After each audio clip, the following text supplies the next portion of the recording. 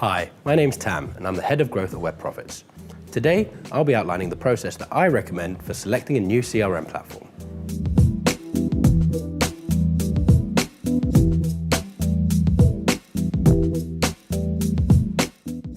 MarTech has blown up in the last few years and there are dozens, if not hundreds, of CRM platforms to choose from.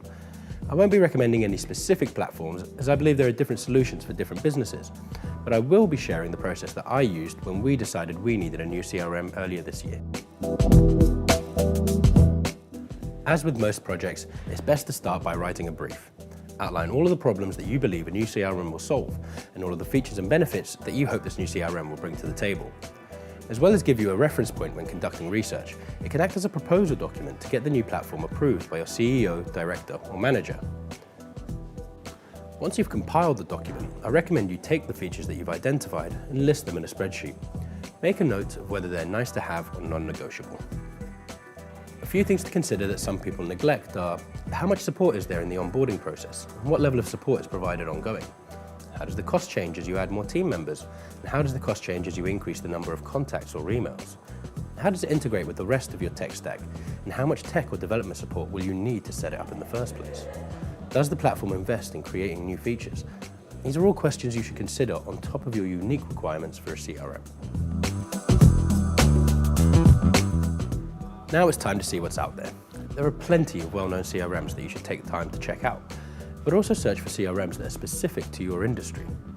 At this stage of your research, you're just looking at what's available, so you don't need to speak with a sales rep. Just spend 5 to 10 minutes looking at each of their websites. You should jot down which platforms you've looked at, whether or not they look like they meet your criteria, and an estimate of the price that you'll need to pay. From here, create a short list of 3 to 5 platforms that you would consider, and list them horizontally in your spreadsheet. Now it's time to get into the nitty-gritty and set up a time for a demo with each of the platforms that you've shortlisted. Most companies will ask you specifically what you want to see, so use your brief document to help guide the demo and come up with questions.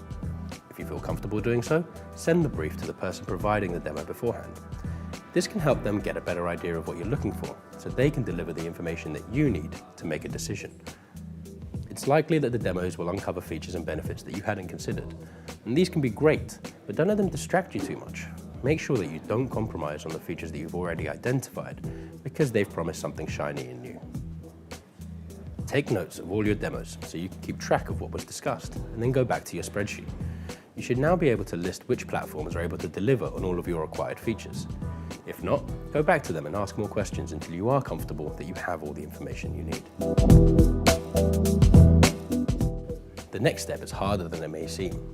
The truth is it's unlikely that any platform you choose will be able to do everything that you want and fit within your price range. You'll probably have to compromise on some of the features or the price, so bear that in mind when evaluating your options. Have a look at your spreadsheet, which is now a selection matrix, and evaluate all of your options. Are any of them unable to deliver non-negotiables? Did you dislike the interface when going through the demo? Or is there something about the process of the demo that you didn't like? This should rule them out immediately. The rest is up to you. Provide feedback to the platforms that you've decided not to go with, and they'll often come back to you with alternative ways to get the features or benefits that you're looking for. Also, let the successful company know why you decided to go with them and what their perceived shortcomings were so that they can provide a better ongoing and onboarding experience to you. One last tip, negotiate. You're likely to be paying this company every month for a number of years, so it's worth trying to make a little extra saving, especially if you're compromising on some of the features or price. The bigger your account, the more wiggle room you'll have to get a better price, but it never hurts to ask. This should give you everything you need to select a new CRM, but don't rest yet. The hard work of actually implementing it starts now.